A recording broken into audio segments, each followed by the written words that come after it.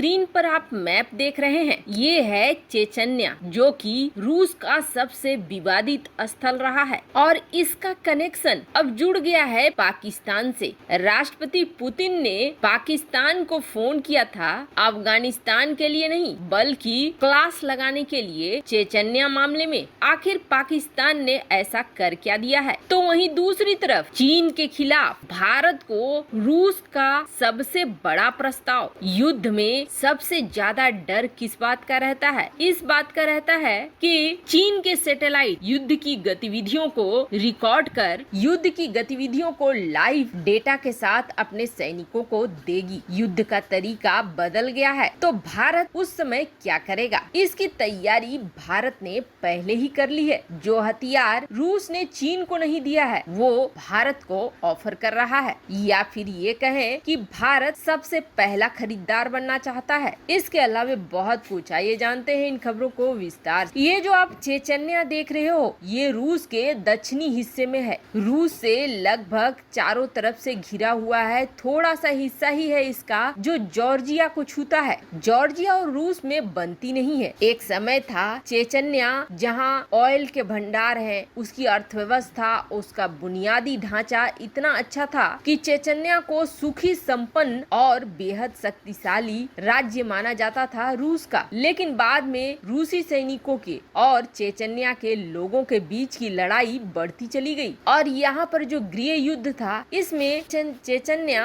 पूरी तरीके से बर्बाद हो गया। और इतिहास पलटकर देखेंगे तो चेचन्या पिछले कई दशकों से रूस के लिए मुश्किल बना हुआ है। रूसी सैनिकों और चेचन्या के विद्रोहियों के बीच एक समय चूहे बिल्ली का खेल चलता था। रूस में क्रांति हुई और चेचन रूस से अलग हो गया, लेकिन ये आजादी कुछ समय तक ही बनी रही। रूस ने फिर चेचन्या पर अधिकार कर लिया। दूसरे विश्व युद्ध के बाद चेचन फिर रूस से अलग हो गया। रूस को ये अच्छा नहीं लगा और रूस ने फिर उस पे कब्जा कर लिया। इसी तरीके से चलता रहा, लेकिन सोवियत संघ जब टूटा तो फिर चेचन्या की आजादी का मुद्दा उठा। अलग भी हो गए लोग, लेकिन कुछ ही सालों में यहाँ गृह युद्ध और भी ज्यादा बढ़ने लगा, जिसके बाद रूस ने फिर वहाँ पर अपनी सेना भेजी और शांति समझौता किया। इस शांति समझौता के तहत ये तय किया गया कि रूसी राज्य ही रहेगा चेचन्या, लेकिन वहाँ के लोगों को स्वायत्ता देगी, उनका अलग संविधान रहेगा। फिर आए पुतिन और पुतिन ने इस चीज को स्पष्ट कर दिया। उन्होंने पूरा सख्ती दिखला दी और चेचन्या को रूस के साथ जोड़ कर रखा। चेचन्या हो गया या क्रीमिया हो गया, रूस के राष्ट्रपति व्लादिमीर पुतिन के लिए ये बेहद संवेदनशील मुद्दे हैं। ऐसे मुद्दे पर अगर कोई भी आता है तो पुतिन भड़क से जाते हैं। क्रीमिया मुद्दे पे तो वो नाटो से भिड़ने को हर पल तैयार हो जाते हैं। तो वही हाल चेचन्या का भी है। अब ईरान की तरफ से एक बड़ा खुलासा किया गया है और ये खुलासा बड़ी वजह थी पुतिन के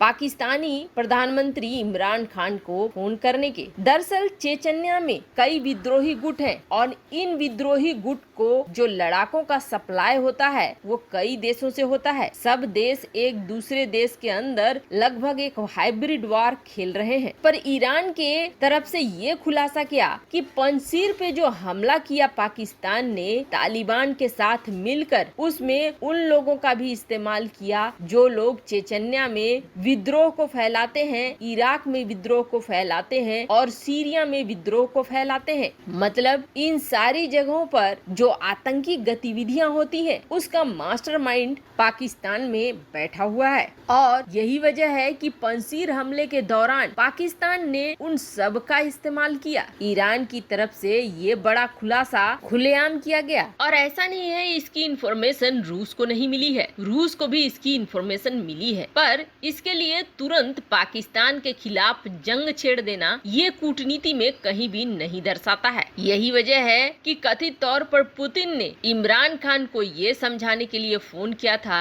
कि तुम्हारी चालें दुनिया को दिख रही हैं और मुझे भी दिख रही है। वैसे पाकिस्तान पर एक्शन देशों का शुरू हो चुका है। रूस वैसे भी नहीं भूलेगा कि किस तरह से सोवियत संघ के सैनिकों को मरवाने के लिए पाकिस्तान ने पूरा जोर लगवा दिया था और इसी अफगानिस्तान में कई रूसी सैनिकों को ऊपर पहुंचा दिया था। वहीं दूसरी तरफ अमेरिका की धोखेबाजी से फ्रांस बहुत ही उखड़ा हुआ है। दरअसल फ्रांस इसलिए भी उखड़ा हुआ है क्योंकि फ्रांस की कंपनी ये काम कर रही थी, उसे अंधेरे में रखा गया और ऑस्ट्रेलिया ने अमेरिका के साथ डील कर ली। 2019 में समझौता हुआ फ्रांस और ऑस्ट्रेलिया के बीच, जिसमें फ्रांस परमाणु पनडुब्बी बनाने वाला था ऑस्ट्रेलिया के लिए, पर अब यही परमाणु पनडुब्बी अमेरिका बना रहा है। यानी 58 अरब डॉलर का जो ये भारी भरकम मोटी डील थी वो फ्रांस के हाथों से छीनकर अमेरिका के पास पहुंच गई। फ्रांस ने गुस्से में इस कदम को पीठ में छुरा घोंपने वाला तक बता दिया। यहाँ तक कि फ्रांसीसी राष्ट्रपति ने खुद ये कह दिया कि अमेरिका फ्रांस के रक्षा सौदों का सत्यानाश कर रहा है। दोस्त, सहयोगी या साझेदार ऐसा नहीं करते हैं।